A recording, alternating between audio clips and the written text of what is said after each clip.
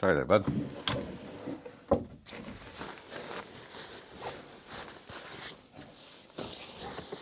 Jesus, she buried this thing like we live in Florida or something.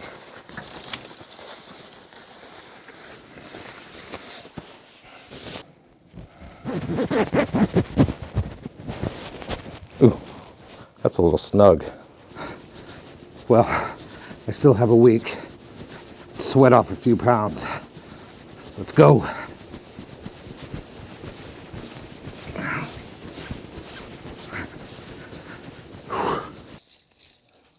If anybody knows how these stupid things work, leave that in the comments below for me. All right, so I figured it out. Sealskin socks, Nike sandals, crampons under the bottom of my sandals. And last but not least, oops.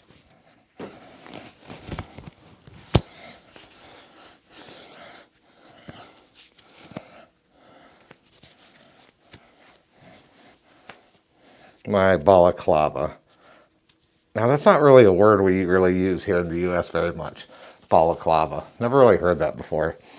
I always call this something different, like a, I don't know, a ski mask or I don't know, something, but I've never really used the word balaclava before. Balaclava, come on.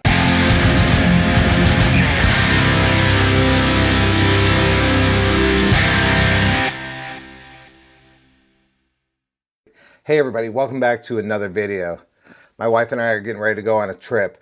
We really haven't been on a trip together since March of 2020 when we rented a camper van and drove up to the mountains of North and South Carolina, Georgia, and Tennessee for about a week, right as everything began to shut down, right at the beginning of the pandemic here.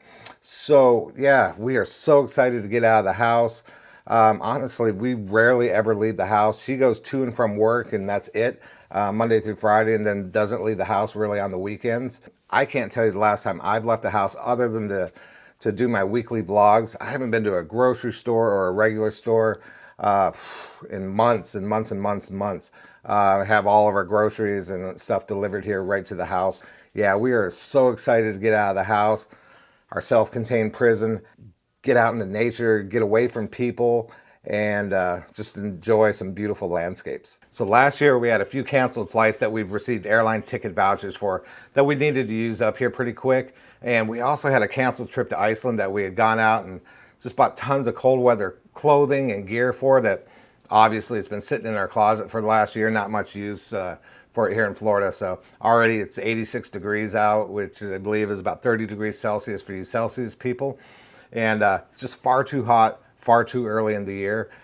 So we thought we'd use up these vouchers and the cold weather clothing, put those to good use, book a trip to somewhere nice and cold. So we're going to the northeast state of Maine, which is all the way at the very top of the United States, up along the Canadian border. Just some of the most beautiful seascapes in the United States, mountains, and just hopefully a little bit of snow on the ground. We haven't seen snow in a few years, so I thought I would take you through how I plan out a landscape photography trip. Hi, and thanks for calling American Airlines. Due to extreme weather at many of our airports, it's taking a little longer than usual to get to one of our agents. To avoid this wait, I may be able to help you right here over the phone. Speak to a representative. Okay, to get you to the right place, tell me what your call's about today. Reservations. Okay, reservations. Which would you like to do? Make a new reservation? Work with an existing reservation? New reservation. All right. To finalize reservations over the phone, you'll need to speak with an agent. The current estimated wait time, however, is between 50 and 60 minutes. All right, so that actually didn't turn out to be as bad of an experience as I thought it was going to be. I was able to leave my phone number instead of waiting the 50 to 60 minutes on the phone, and they called me back in a little over an hour, and I booked the trip to Maine. So step one, airline reservation, already taken care of. The travel vouchers covered the entire price of the trip, so that's good. All right, so step two is finding a place to stay. So we decided we don't want to stay in a hotel. We want to rent a house, an Airbnb for the 8 days that we're there. Joanna said, oh, just go ahead and pick it out, but No, you know how that goes. So what I've done is I picked out 2 or 3 of my favorites, and I've sent her the pictures and some of the details to her at work. And when she had a break, she went through them and she picked out the one that she liked the best. So I just got done booking the reservation here on Airbnb, and it's all confirmed. So we're set. We rented a 3-bedroom, 2-bathroom Cape Cod style house built in the 1840s in this very small village in rural Maine. The village only has about 1,000 people, and the house isn't actually even in the village. It's kind of out in the country, so very secluded. The house sits directly across from a old Pentecostal church built in the 19th century that has a graveyard in it. So I plan on doing maybe some astrophotography in that graveyard in the middle of the night. Yeah, really, really excited about this. The house is beautiful. I'm gonna put some of the pictures up on the screen right now for you to see. But yeah, this is definitely coming together, and just really excited about this. Now, one of the hardest things about planning a landscape photography trip is picking which locations to photograph.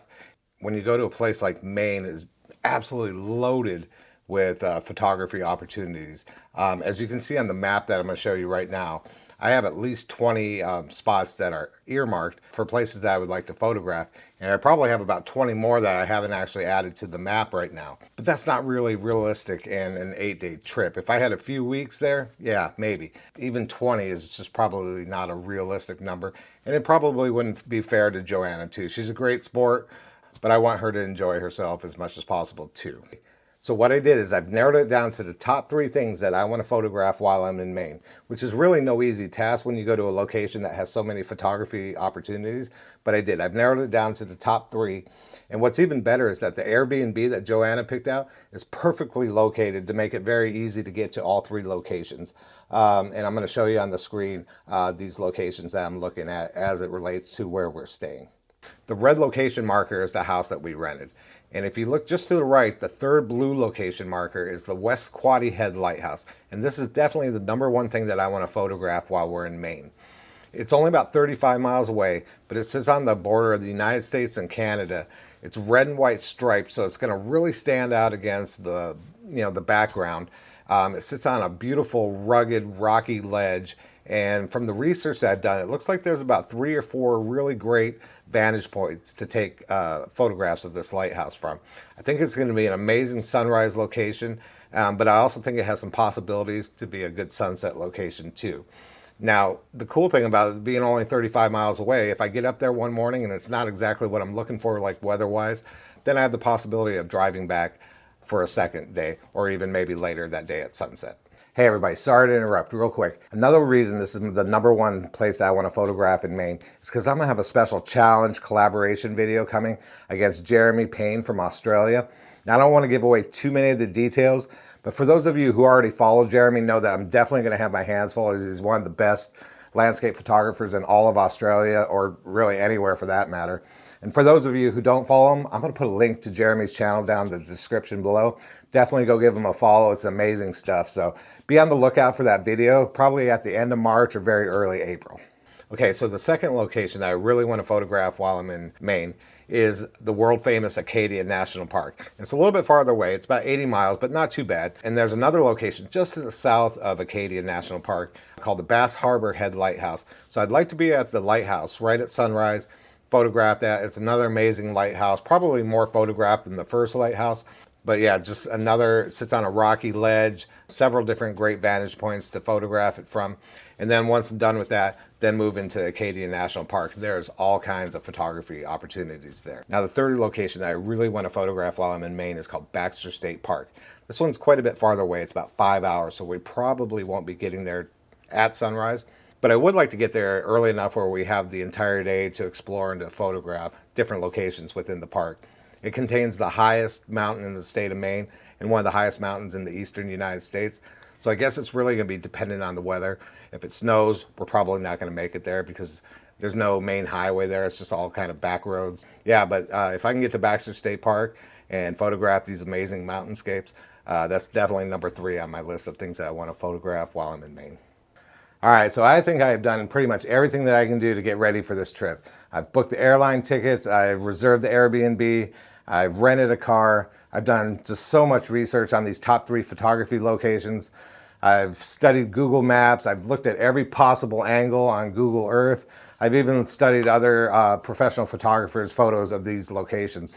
I feel like I've set myself up for success, really limiting it to these 3 locations. And really anything that else that I get on top of these 3 locations, it's just gonna be icing on the cake. But I really would, since I am focusing on these 3 locations, I really would like to come away with 2 or maybe even 3 great portfolio level images.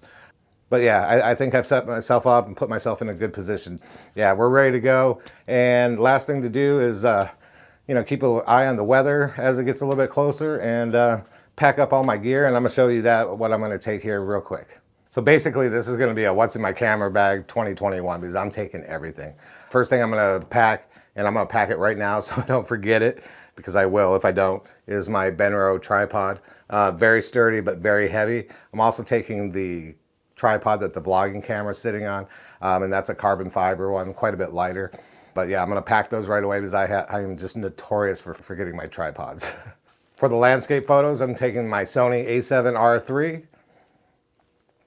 and that's gonna be for landscape photos only, 42 megapixels, should look amazing. My Sony 16 to 35 millimeter lens, my Sony 28 to 70 millimeter lens, and for a little extra focal length, I'm gonna take my Sony 70 to 300 millimeter lens. And I'm also gonna take my Sony A7 III, and it has the Sony 85 millimeter G Master lens on it, because I'd like to get some nice photos of Joanna from this vacation. She never really wants to take photos, but she asked if I was gonna take it, so I kind of think she wants me to take photos of her, so I'm gonna take it.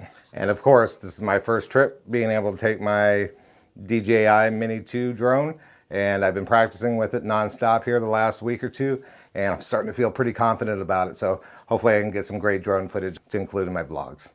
And of course, I never leave anywhere without my Breakthrough Photography ND filters, taking my 6-stop, 10-stop, and 15-stop, as well as a polarizer. So I should be all set for some long exposures. And speaking of long exposures, I'm taking my Sony shutter release remote control just to help out with long exposures. And of course, I'm taking my Sony ZV-1 vlogging camera. Can't show it to you right now because I'm using it. But I'll also take the Rode wireless microphone. And I'm also going to take this Rode video microphone. Just kind of plugs in, sits on top of the camera, just in case my batteries go dead or something happens to the wireless microphone, just as backup. And batteries. I have at least 4 batteries for my Sony A7R III and A7 III, 4 batteries for my vlogging camera. I have the 3 batteries for the drone. I have extra batteries for the GoPro. What else? And many memory cards. All right, everybody, thank you so much for tuning in this week. I hope you enjoyed this look behind the scenes at kind of my thought process on how to plan out a landscape photography trip. It's probably really nothing revolutionary, but I've really tried to kind of scale it down and focus it a little bit more to set myself up for success and really give myself the best opportunity to come away with 2 or 3 really great images. And like I said, anything else on top of that is just icing on the cake. All right, everybody, thank you again for tuning in this week. I really appreciate your support. And if you're new to my channel and you're viewing for the first time and you enjoyed what you saw, go ahead and hit that subscribe button. I would definitely love to have you along for the weekly landscape photography adventures every Monday. All right, everybody, have a great week. Stay safe out there, and I hope to see you very soon from the great state of Maine. All right, everybody, have a great week. Bye-bye.